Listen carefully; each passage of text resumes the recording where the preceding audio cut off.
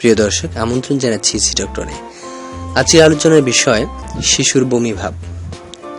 জেনে নিন ডাক্তারের পরামর্শ। খাওয়াতে চাইলে ঠোঁট উল্টে ওয়াক বমির ভাব শিশুদের মধ্যে প্রায়ই দেখা যায়।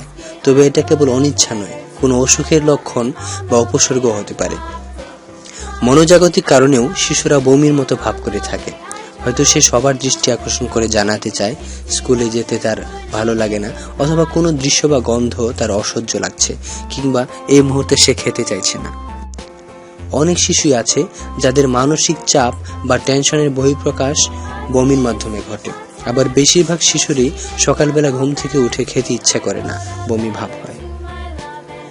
কোনো খাবার অপছন্দের হলে এমন হতে পারে। শিশুদের বদহজম বা পেটে গ্যাসও হতে পারে। চর্বিযুক্ত খাবার, ফাস্ট ফুড বা চকলেট বেশি খেয়ে ফেললে পেটে গ্যাস হয়ে বমি ভাব হতে পারে। যে কোনো ওষুধ খাওয়ার সময় শিশুরা ওয়াক করতে পারে।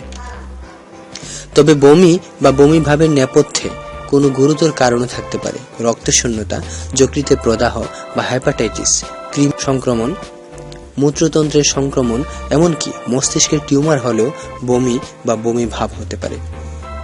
কি করবেন তখন? চলুন জানা যাক।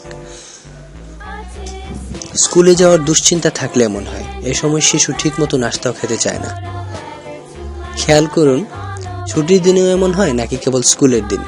স্কুলে তার কোনো সমস্যা হচ্ছে কিনা খোঁজ নিন। শিশু কোনো মানসিক টানাপোড়েনে ভুগছে কিনা লক্ষ্য করুন। চোখ হলুদ, প্রস্রাবের হলুদ রং হেপাটাইটিসের লক্ষণ। লিভারের পরীক্ষা করিয়ে নিশ্চিত হওয়া যায়। শৈশবে ব্রেন টিউমারের কারণে বমি ভাব ও বমি হতে পারে। অ্যান্টিবায়োটিক বা খিঁচুনি নিরোধক ওষুধের কারণে শিশুর বমি ভাব হতে পারে। অল্প বয়সে মূত্রতন্ত্রের সংক্রমণে বমি ভাব হতে পারে, তাই প্রস্রাবের কালচার পরীক্ষা করতে পারেন। ধন্যবাদ।